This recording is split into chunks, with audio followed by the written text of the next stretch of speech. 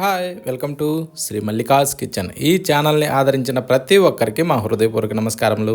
ఇవాళ చాలా మంచి రుచికరమైన చేపల పులుసుతో మీ ముందుకు వచ్చాను. నాన్ వెజ్ ప్రియులకు మాత్రం నోటికి మంచి రుచినిస్తుంది.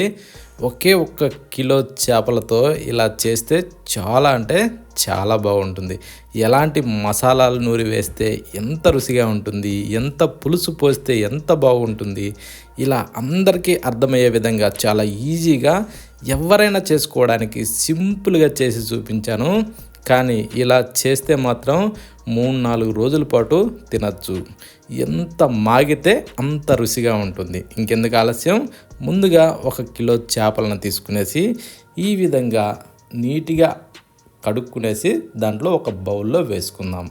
కానీ చేపలని మనం ఈ విధంగా కట్ చేసుకొచ్చుకున్నప్పుడు ఇంటి దగ్గర కూడా మళ్ళా నీట్గా కడుక్కోవాలి. 1కి 4 సార్లు అందులో నీరు పోయేంత వరకు మనం కడగాలి.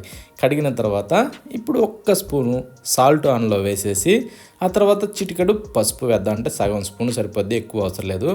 1 స్పూను ఆయిల్ వేసుకుందాం, నూనె.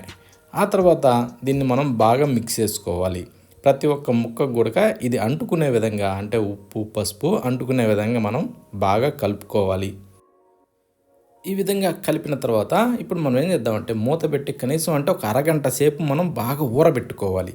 పక్కన పెట్టి ఒక బౌల్ తీసుకునేసి దాంట్లో నిమ్మకాయ కంటే కొంచెం ఎక్కువ సైజులో చింతపండు తీసుకునేసి ఈ టైప్లో విడదీసి అందులో వేసుకునేసి నీళ్లు పోస్తే ఏంటంటే ఇది తొందరగా నానద్ది.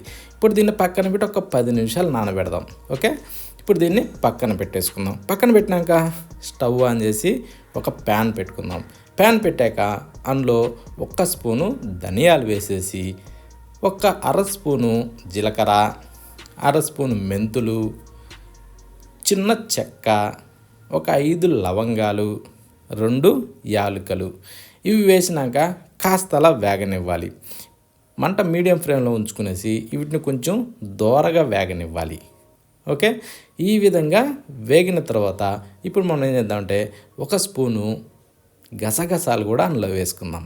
గసగసాలు వేసిన తర్వాత కాస్త అలా కలుపుకునేసి వెంటనే స్టవ్ ఆఫ్ చేసుకోవాలి. ఎందుకంటే అవి చిన్న వస్తువు కదా, తొందరగా మాడిపోతాయి. ఇప్పుడు తీసి చల్లారనిచ్చి ఒక రోలు సిద్ధం చేసుకునేసి రోట్లో వేసేసి మనం బాగా మెత్తగా పొడిగొట్టుకోవాలి. ఈ విధంగా రోట్లో నూరిన మసాలాలకు మాత్రం కూర సూపర్ రుచి వస్తుంది. వీలైనంతగా రోట్లో ఇలా చేయడానికి మాత్రం ప్రయత్నించండి. ఈ విధంగా పొడి వస్తే సరిపోతుంది. రోట్లో కూడా చాలా మెత్తగా పొడి రెడీ అవుద్ది. ఓకే, చూడండి చాలా సింపుల్గా తయారు చేసుకోవచ్చు. ఇలా వేయించినాయి కదా అలా. ఇప్పుడు స్టవ్ ఆన్ చేసి ఒక బౌల్ పెట్టుకునేసి దాంట్లో ఒక 2 గంటలు నూనె పోద్దాం. నూనె పోసిన తర్వాత కాస్త వేడెక్కనిచ్చి 1 స్పూను ఆవాలు వేసుకునేసి ఒక 8 దాకా పచ్చిమిరపకాయలని మధ్యలో ఒక చీల్చాన్లో వేసుకునేసి కాస్తలా వేగనిద్దాం. మధ్యలో ఒక చీలిస్తే ఏంటంటే చిటపట అనకుండా ఉంటాయి, అందుకోసం. ఇప్పుడు ఒక 2 పెద్ద సైజు ఉల్లిగడ్డల్ని చిన్నగా కట్ చేసి అందులో వేసుకుందాం. వేసిన తర్వాత ఒక 4 రెమ్మలు కరివేపాకు దూసి అందులో పోసుకుందాం. కరివేపాకు ఎప్పుడైనా సరే మంచి స్మెల్ వచ్చేది తీసుకోండి, కూరలో సూపర్ టేస్ట్ వస్తుంది, మంచి వాసన వస్తుంది. ఓకే, ఇప్పుడు మనం ఈ టైప్లో బాగా మెత్తబడనివ్వాలి. మెత్తబడిన తర్వాత అల్లం వెల్లుల్లి పేస్ట్ 1 స్పూన్ అందులో వేసి ఇలా కలుపుతూ దీన్ని కూడా మనం పచ్చి వాసన పోయేదాకా వేగనివ్వాలి ఈ విధంగా. ఓకే, ఇప్పుడు మనం స్పైసీకి తగ్గట్టుగా కారం వేసుకుందాం. ఆ కారం కూడా నేను ఒక 3 స్పూన్లు వేసా. ఈ పులుపులో అంత మాత్రం కారం ఉండాలి. చిటికెడు పసుపు కూడా వేసుకునేసి కాస్త అలా కలుపుతూ దీన్ని కూడా మనం కారం వాసన పోయేదాకా వేగనివ్వాలి ఈ విధంగా. ఓకే, ఆ తర్వాత ఇందాక మనం నానబెట్టుకున్న చింతపండుని బాగా పిసికి రసం తీసి ఇలా జాలి సహాయంతో అందులో పోసేసుకుందాం. అప్పుడు తొలకలు పీసులు అవన్నీ రాకుండా ఉంటాయి. మళ్ళీ రెండోసారి కూడా ఆ చింతపండుని ఇలా పిసికి మనకు నీళ్ళు ఎన్ని అవసరం అన్నీ పోసుకున్నాక రుచికి సరిపడా సాల్ట్ వేసి కాస్త అలా కలిపి మూత పెట్టి ఒక 2-3 నిమిషాలు బాగా మరగనివ్వాలి పులుసుని. చూడండి, మూత తీసి చూస్తే ఇలా తుక్క అంటూ మరగాల. మరిగిన దాన్ని కాస్త అలా అడుగు అంటుకోకుండా కలుపుకునేసి మనం ఇందాక ఊరబెట్టుకున్న చేపల్ని అందులో వేసుకుందాం. కానీ ఎప్పుడైనా చేపలని ఊరబెట్టుకునేటప్పుడు ఒకవేళ టైం సరిపోలేదన్నా కనీసం అంటే 20 నిమిషాలకి తగ్గకుండా ఊరాలి. అప్పుడే చేపలకి మంచి రుచి వస్తుంది. ఓకేనా. ఇప్పుడు అన్ని అందులో పెట్టిన తర్వాత కాస్త అలా తిప్పుకోవాలి. తిప్పిన తర్వాత మూత పెట్టి దాదాపు ఒక 10 నిమిషాల సేపు వీటిని ఉడకనివ్వాలి. అప్పుడే చేప ముక్కలు సూపర్గా ఉడుకుతాయండి.